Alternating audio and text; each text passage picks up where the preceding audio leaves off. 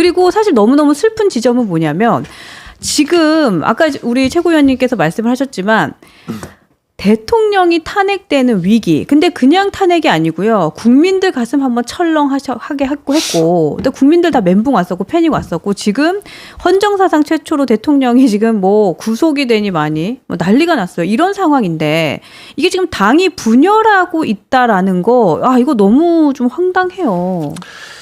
말이 안 되죠. 네. 지금 이 보수의 위기는 말이죠. 네. 한번 생각을 해보세요. 자, 좋아. 내가 좋아하지 않는 사람이니까 당대표가 되는 거 막을 수도 있다. 좋아. 그렇게 생각을 해봅시다. 100번 양보를 해서 그렇게 생각을 해보자고요. 용납은 안 되지만 그렇다 네. 치고. 네. 그렇다 치고. 네. 근데 어쨌든 63%라는 막강한 그런 압도적인 지지로 당선이 됐잖아요. 네. 그 모든 방해 공작을 뚫고 당선이 됐고 그다음에 나머지 3명의 후보들 그렇게 아낌을 받던 3명의 후보들 요새 지금 그 윤상현 후보, 나경원 후보 그다음에 그 원희룡 후보는 지금 요새 잘 안 보이시지만 이분 세 분들 다 해봤자 30%대 아니었습니까? 그러니까 당선이 됐으면 정상적이라면요. 그것도 옛날부터 알던 사람이지 않습니까? 그러면 야, 한 대표, 네. 이제부터 잘해보자. 뭐 옛날에 과거가 뭐 우리 좀 오래 했는데 서로 하다 보니까 서운한 점도 있고 그런데 뭐 우리가 정권 재창출해야 되지 않니? 그러니까 나도 열심히 할 테니까 한 대표도 열심히 합시다. 그래서 우리 이재명 대표한테 넘겨줄 수는 없잖아. 그럼요. 이렇게 하면서 서로 협조를 했다면요. 네. 지금 우리는 지금 승승장구하고 있을 거예요. 그러니까요. 특히나 지금 이재명 대표가 누구예요? 재판 5개 받고 있는 지금 그리고 1심에서는 징역형 받아놓은 범죄자예요. 근데 그러니까요. 지금 범죄자를 상대하는데도 지금 정당 지지율이요.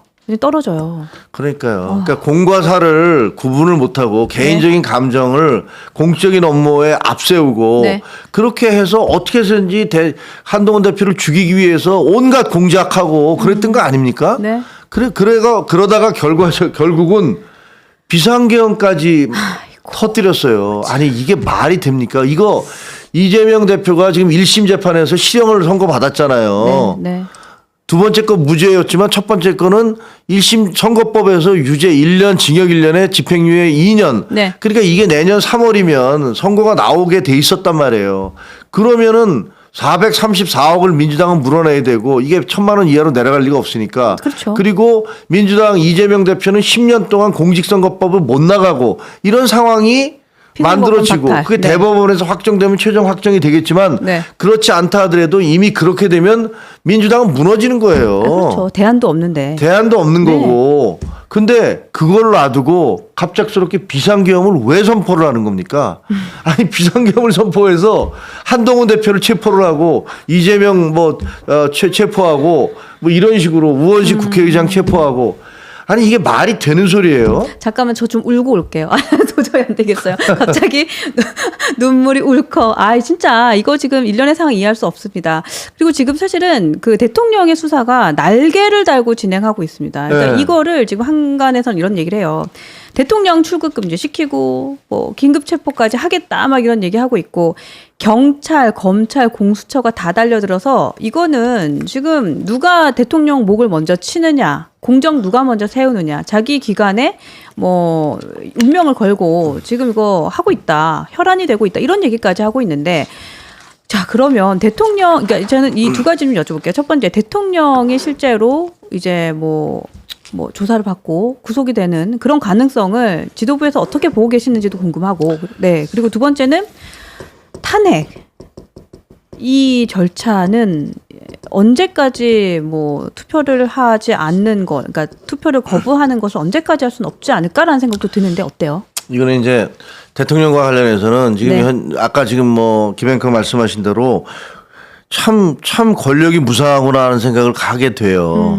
그리고 참 하이에나가 따로 없구나라는 생각도 하게 돼요. 다 달려들었어요. 네, 지금. 저는 네. 뭐 윤석열 대통령의 비상계엄에 대해서 말도 안 된다고 생각하고 네. 바로 한동훈 대표와 더불어서 바로 그 일이 터지자마자 비판을 해왔습니다. 네. 안 된다고 얘기를 했습니다. 그렇지만 요즘 검찰과 경찰 그리고 그 공수처가 하는 짓을 보면 참으로 하이에나 같구나. 어?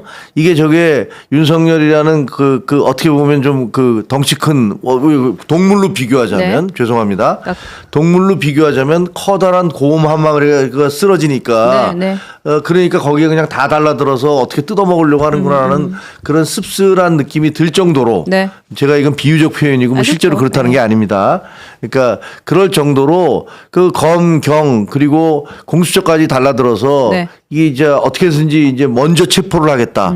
먼저 구속영장을 신청해야겠다. 뭐 이런 분위기인 거예요. 그래서 그건 좀 씁쓸해요. 야, 그 이전에는 권력이 있을 때는 그냥 어떻게든지 잘 보이려고 그렇게 애를 쓰던 사람들이 그런 얘기 있잖아요. 옛날에 뭐 정승집 개가 죽으면 그 문전성시로 그 문상객들이 문전성시고 정작 정승이 죽으면 텅텅 빈다.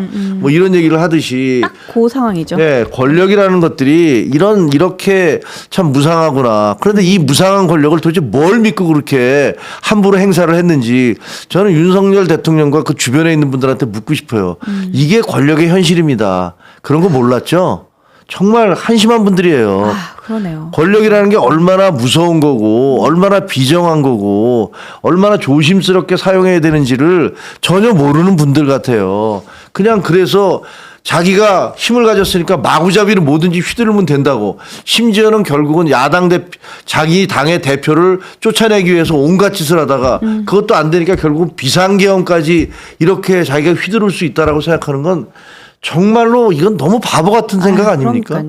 이거 국가적인 불행이에요. 이런 일을 만들어낸 거예요. 그러니까요. 자기 발등을 자기가 찍었어요, 사실은. 근데 그래서 결국은 이제 수사가 시작됐는데 그럼 구속 가능성 어떻게 되느냐? 구속 가능성이 매우 높아요. 그렇죠. 피할 수 없을 것 같아요. 구속이 되게 될 가능성이 높아요. 왜냐하면 검찰, 경찰, 뭐 공수처까지 들어섰는데 검찰이나 경찰에서 먼저 그 체포영장을 발부할 가능성이 높아요. 이번에 아까 말씀드린 대로 그 국방장관이 김용현 국방장관의 구속이 되면서 거기에 그 혐의 내용에 대통령은 윤석열 대통령은 내란 혐의의 수괴다. 공범이자 수괴다. 이렇게 돼 있어요. 그러니까 적시가 딱 됐잖아요.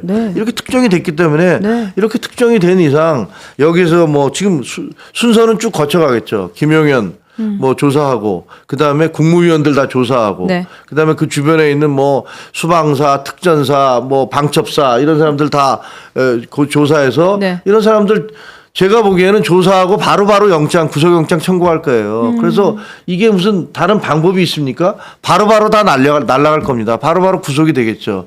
그럼 그렇게 된 다음에 뭐 그쪽에 국무위원들에 대해서 얘기를 하고 그런 다음에 아마 대통령에 대한 소환이 가게 될 거예요. 그럼 소환이 가면 난리가 나겠죠. 근데 지금 들리는 소문이 그 용산에서 그것에 소환에 대비해서 변호사들을 지금 섭외를 하고 있다고 해요. 너무나 비극적인 사태 아닙니까? 이게 뭡니까 도대체. 현직 대통령한테 이게 현직 대통령으로서 구속될 그런 상황에 처해 있게 됐으니 이게 도대체 뭡니까?